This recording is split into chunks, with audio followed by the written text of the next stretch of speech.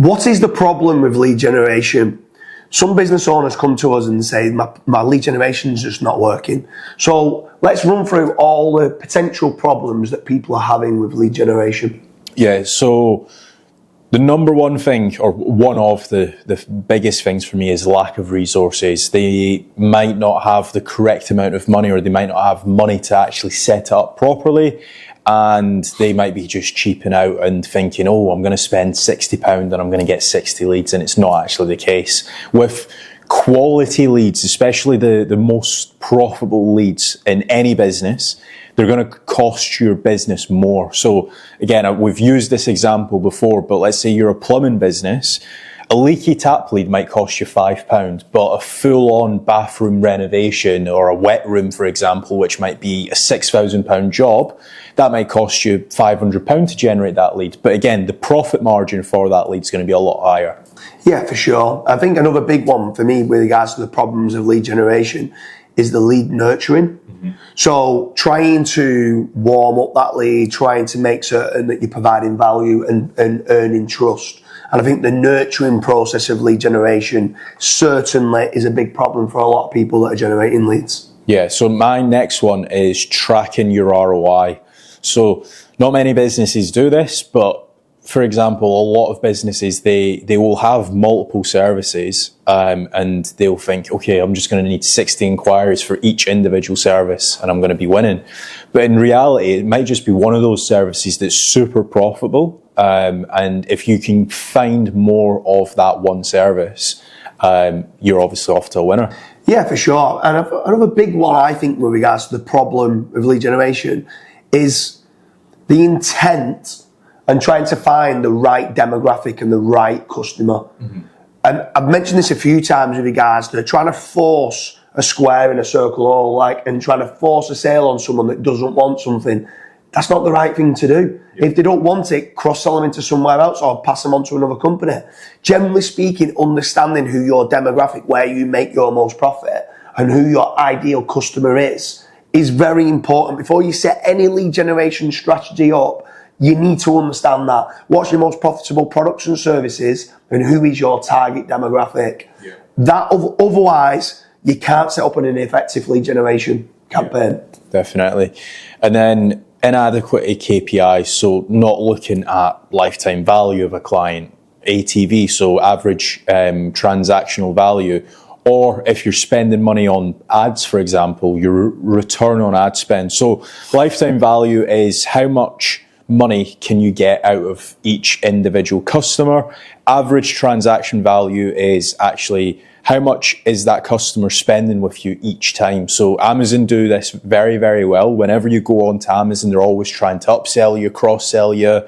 Like, for example, you go and buy a camera, for example, they will try and sell you a SD card, a tripod, lights, microphones, everything else. Can you do that within your business? Now, not everyone's Amazon, but there definitely can be certain stuff. So like, for example, you go and speak to a mortgage broker, they'll try and sell you life insurance, they'll try and sell you home insurance, they'll try and sell you whatever they possibly can.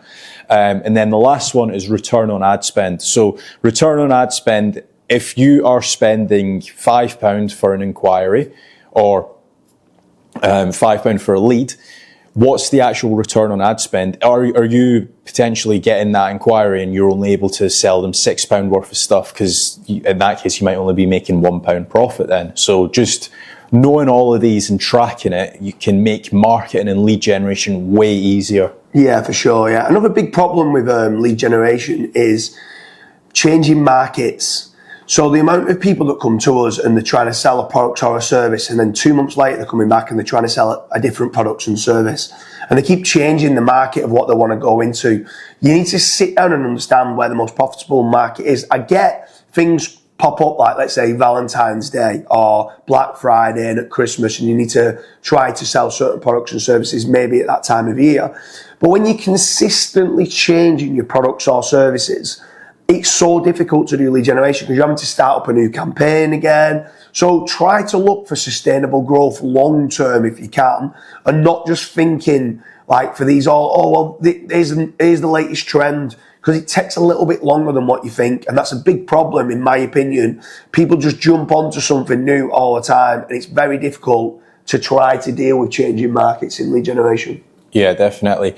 My next one is lack of branding. So a lot of businesses, they just aren't suitable, or they just have no digital presence. So for example, if your Google business reviews is 1.5 stars out of 5, how does that look when it comes to your potential customers searching your brand up?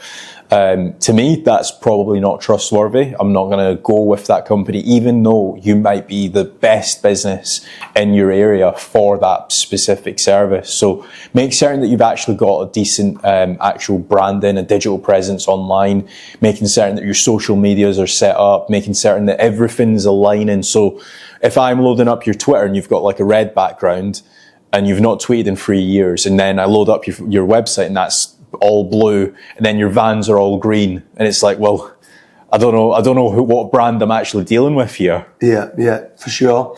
Another big problem with lead generation is that competition is fierce now. Like, it has become harder. People talk about, oh, well, 3 years ago I used to generate 50 leads a day, and now I'm only generating 5.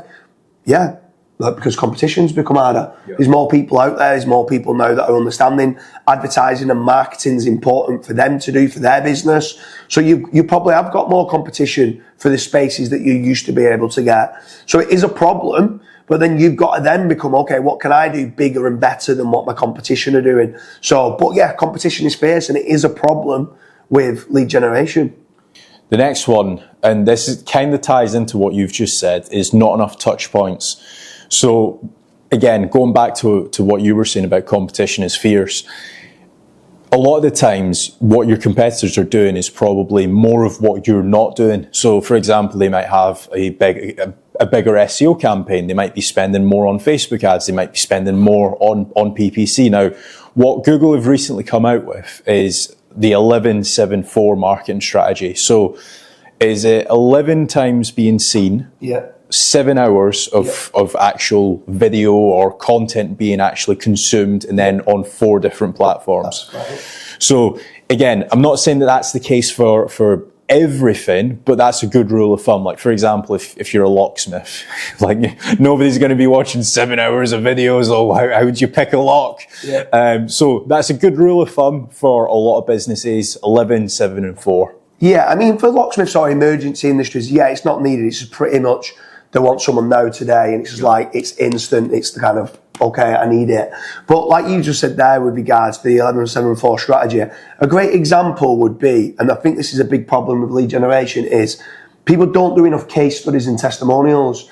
If you did more case studies and more testimonials, if you went and did a video and it was a 5-minute video of a job, you could splice that down into 5 or 6 different 30-second videos that you can put on TikTok, on Pinterest. You can be omni-channel, you can be omnipresent, you can be seen everywhere. You can then send them to the full 5-minute case study video.